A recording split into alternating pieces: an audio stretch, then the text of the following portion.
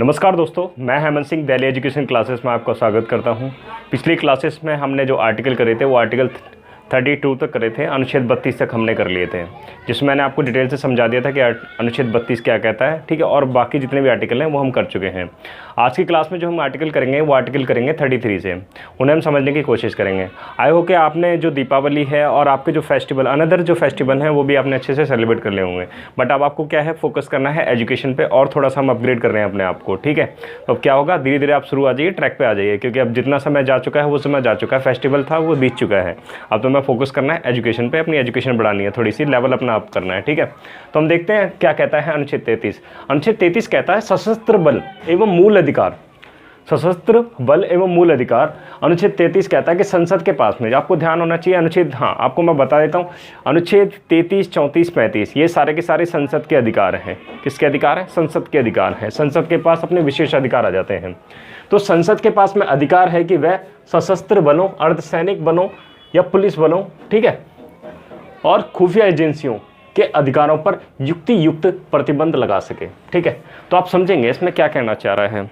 सशस्त्र बल का मतलब समझ लें जितनी भी आर्म फोर्सेस हैं, और बल का मतलब समझ लें यहाँ पे फोर्सेस और बल का अर्थ निकाल लेते हैं हम। क्या है बल का अर्थ? होता है जहाँ पे लगता है कि जहाँ पे कुछ चीज़ों का अतिक्रमण हो रहा है, जहाँ पे नियम के विरुद्ध कुछ जा रहा है, तो वहाँ पे उसको स्टेबल करने के लिए, या मैं कहूँ वहाँ पे व्यवस्था बनाने के लिए हम क्या करेंगे, बल का प्रयोग करेंगे कि भाई वहाँ पे व्यवस्था बनी रहे। तो समाज में व्यवस्था बनाने के लिए हमें ये चीज़ करनी पड़ेगी, तो इसलिए बल का प्रयोग किया जाता है या फोर्स का प्रयोग किया जाता है। और सशस्त्र का मतलब है क्या है कि शस्त्र के साथ में बल का प्रयोग करना। ठीक है, तो सशस्त्र बल हैं, उनके मूल अधिकारों को में क्या किया जाता है, जितने भी सशस्त्र बल हैं हमारे पास में, आर्म फोर्सेज जितने भी हैं हमारे पास में, ठीक है, या पुलिस हो गई, या CISF हो गया, CRPF हो गया, आर्मी हो गई, ठीक है, वो सारी की सारी क्या होती है, उन पर युक्त प्रतिबंध लगा दिया जाता है। अब युक्त का मतलब होता है प्लांट। जब मैं कहूँ एक तरीके से एक ऐसा युक्त का मतलब है कि एक ऐसे तरीके से प्रतिबंध लगाना कि उनके अधिकार कुछ कम हो जाएंगे, यानी कि एक जो नागरिक के अधिकार हैं वो अधिकार नहीं रहेंगे, कुछ अधिकारों में उनकी कटौती हो जाएगी। ठीक है, जैसे कि मैं बताऊँ आपको, अगर कोई पुलिस वाला है तो पुलिस वाले के पास में ये अधिकार नहीं है कि वो जाके सभी लोग मिलकर क्या कर सकते हैं, एक यूनियन बनाए। ठीक है, जैसे श्रमिक बनाते हैं, रोजगार जो बेरोजगार होते, रोजगार जैसे सपोज मान लिया कोई एम्प्लॉयमेंट है, कोई जॉब कर रहा है कहीं पे, तो वो अपना क्या करते हैं, संगठन बनाते हैं। ठीक है, तो वैसे संगठन बनाने का इनके पास कोई अधिकार नहीं है। तो मैं आपको कुछ और समझा देता हूँ आपको क्या है प्रतिबंध लगा सके। तो इसमें देखें अधिकारों का हनन कौन कौन सा होता है वो भी मैंने लिख रखे हैं। इसमें आपकी एक्सप्रेशन, अभिव्यक्ति की है स्वतंत्रता, वो चली जाती है। नेक्स्ट है संगठन। आप कोई संगठन नहीं बना सकते, यानी कि अगर मान के चलिए कि आप कुछ आर्म फोर्सेस वाले मिलके, मैं कहूँ कुछ मिलिट्री वाले मिलके, या कुछ भी आर्मी वाले मिलके, या फिर CISF वाले मिलके, या CRPF वाले मिलके कहें कि मैं कुछ लोगों का एक संगठन बना लेता हूँ, सेल्फ संगठन, यानी हम कुछ ही लोग मिलकर बना लें, तो इनके पास में ये फ्रीडम नहीं है कि ये कोई संगठन बना सकें, कोई ऑर्गेनाइजेशन बना सकें, कुछ भी ऐसी एक इंडिविजुअल ऑर्गेनाइजेशन नहीं बना सकते ये। ठीक है, ये समझ में आ गया होगा। श्रमिक संघ, मैंने ये चीज़ बताई थी आपको कि श्रमिक संघ नहीं बना सकते अपना, समझ रहे? तो इनके पास में कोई भी राइट नहीं है कि एक ऐसी यूनियन बना सके कि कह सके कि हमारे अधिकारों के प्रति ये हो रहा है। आपने सुना होगा CRPF का एक जवान था जिसने कहा था कि हमारे अधिकारों के साथ में ये हनन हो रहा है, यानी कि हमें एक सही से खाना नहीं मिलता है, या फिर हमें ये दिक्कत होती है। मुझे नहीं पता है उसकी रियलिटी क्या थी, ठीक है, ग्राउंड रियलिटी मुझे नहीं पता, बट जो चीज़ मैंने देखी मैं वो आपको बता रहा हूँ। उसने अपनी तरफ से अपनी एक्सप्रेस किया, अपने आप को बताया कि भाई हमें किसी प्रकार का कोई एक ऐसा हमारे साथ में दुर्व्यवहार किया जा रहा है, या फिर हमें भोजन अच्छा नहीं दिया जा रहा, या फिर हमारे रहने की व्यवस्था नहीं है, ये जो भी कारण था उसके सीनियर की वजह से कारण था, जो भी कारण था। ठीक है, तो वो अपने आप को एक्सप्रेस कर रहा था।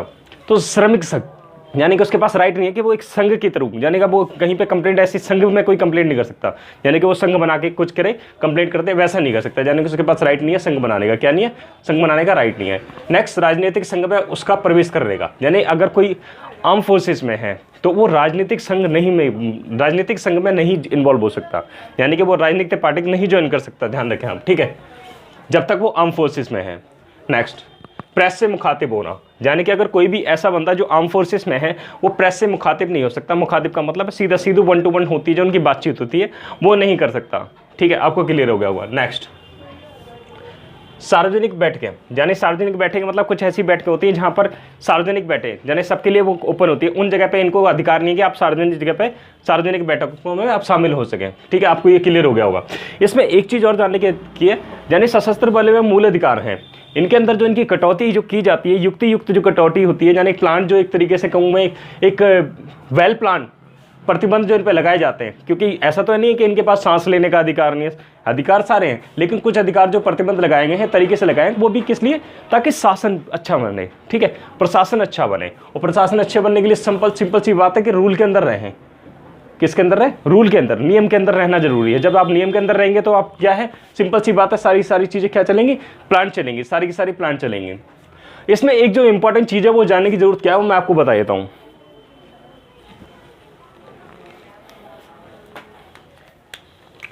अब क्या है कि ये नियम जो बनाने के अधिकार हैं, यानी कि अगर सशस्त्र बल में मूल अधिकारों के प्रति जो नियम बनाने का जो सिस्टम है वो किसके पास में है, ये संसद के पास में है।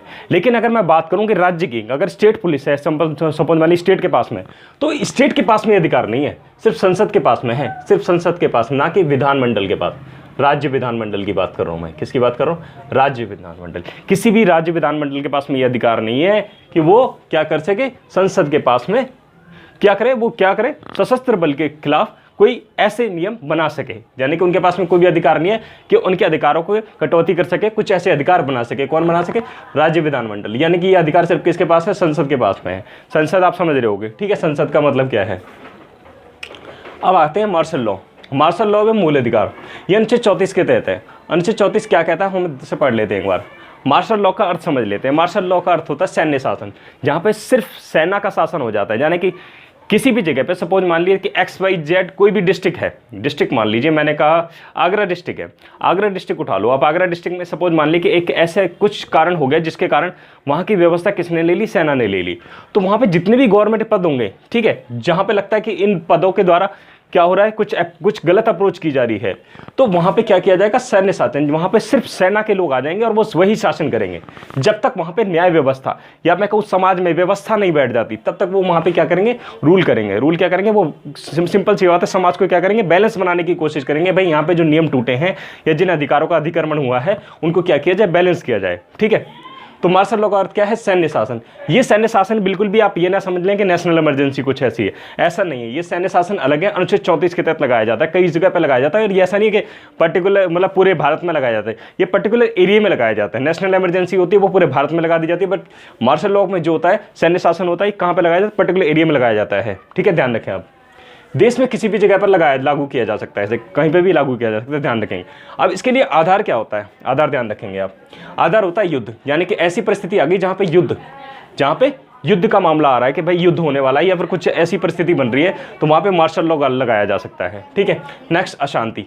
वहाँ पे ऐसा लग रहा है कि कुछ ऐसा माहौल हो गया, शांत माहौल नहीं है, अशांति हो रही है, लोगों में हलचल हो गई है, कुछ ऐसा लग रहा है कि भाई कुछ बड़ा होने वाला है और वो भी घटना युक्त होने वाला है। तो ऐसी परिस्थिति में क्या होगा, वहाँ पे अशांति के बेस पे क्या लगाया जाएगा, मार्शल लॉ लगा दिया जाएगा।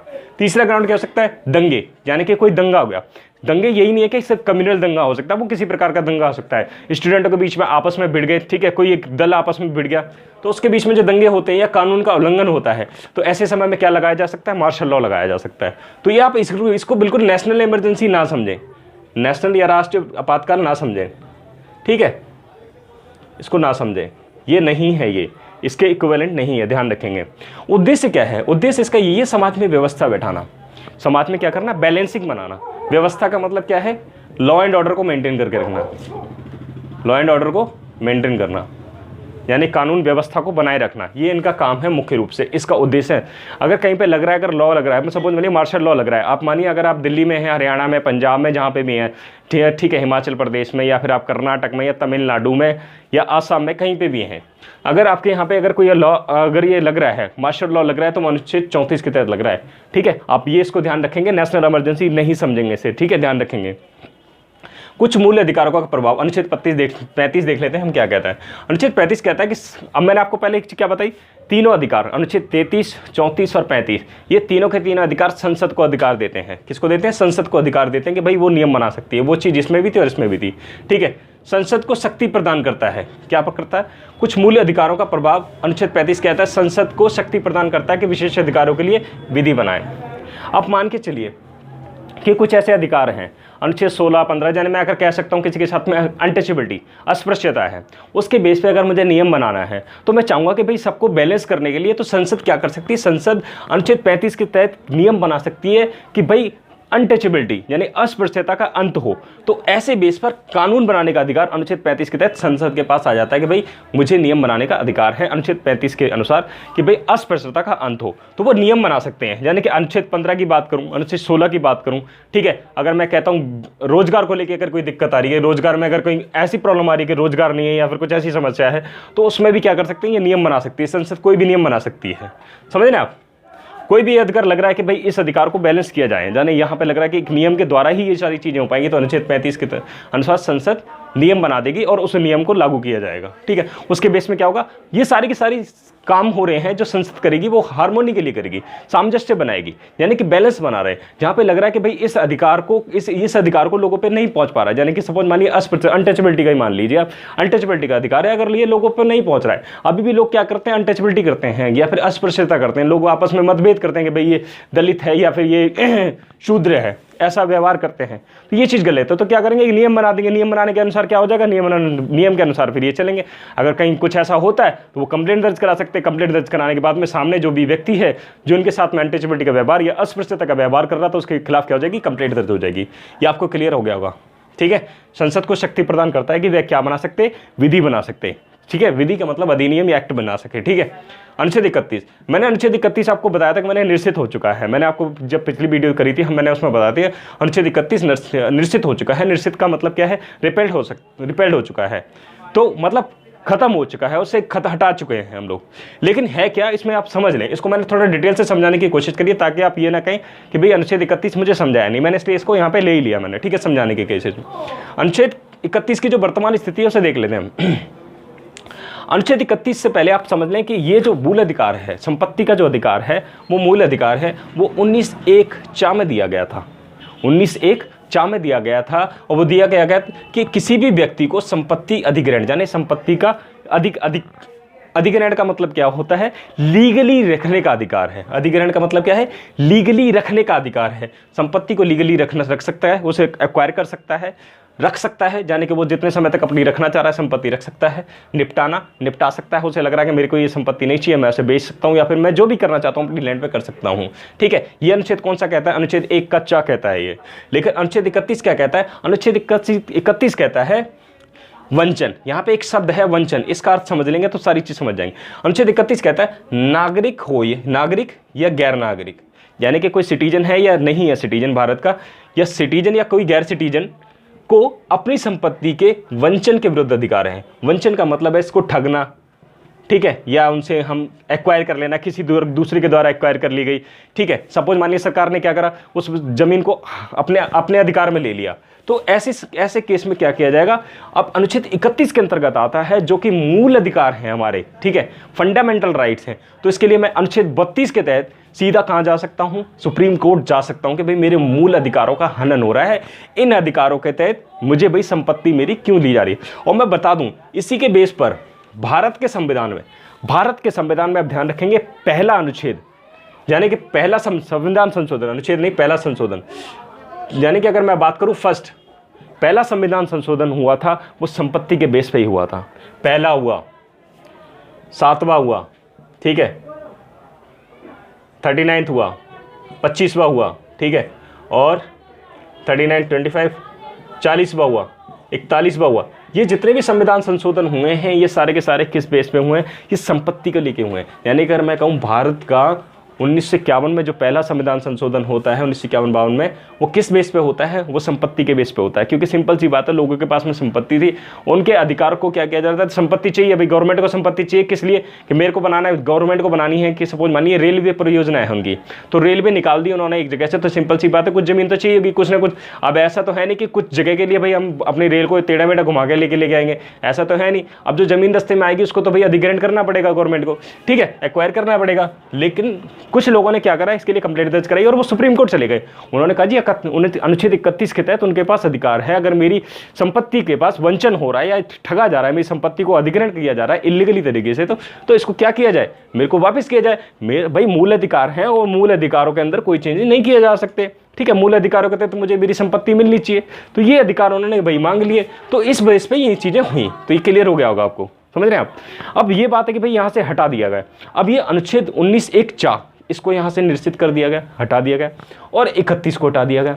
जब ये हटा दिए गए तो इनको ना मूल अधिकार ना रख के एक विधिगत अधिकार रख दिए गए, यानी कि अब इसके लिए आप सुप्रीम कोर्ट नहीं जा सकते डायरेक्ट, यानी कि आप सुप्रीम कोर्ट अब आपके पास अधिकार नहीं है कि सुप्रीम कोर्ट डायरेक्ट जाने का, अनुच्छेद 32 के। इसको 44वें संविधान संशोधन कब हुआ? 1978 में हुआ था ये। 1978